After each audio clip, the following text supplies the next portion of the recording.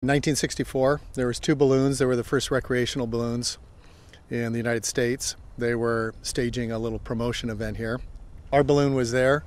There was another balloon being inflated here, and this one they were having a hard time controlling it on the ground, and certainly that was one reason they were trying to get our help to help man the balloon, because they were pretty close to being ready for takeoff when we arrived.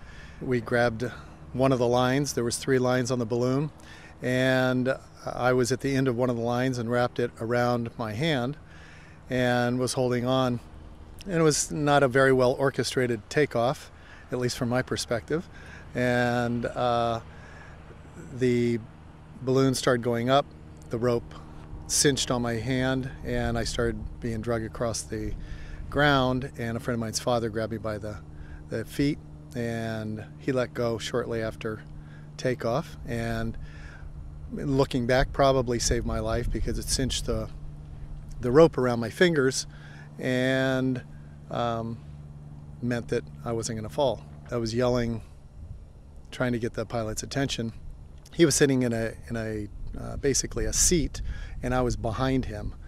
So the balloon was slanted to one side, but he had no knowledge that I was there. We got to 3,000 feet. He turned off the burner, and it was, a quiet like you can't imagine.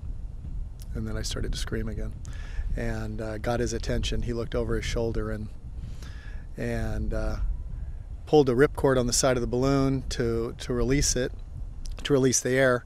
And as we came down, it took about another 5 minutes for us to come down, and it was probably only about 2.5 miles from here where we landed.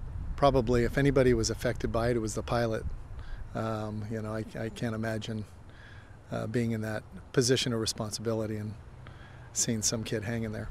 The interesting part were the letters that I got from around the world. That that was an odd thing to get people's reactions from around the world, and having it addressed to my name, no address, or to Balloon Boy USA. I got some emails or some text messages quickly, turn on the TV, there's a new Balloon Boy.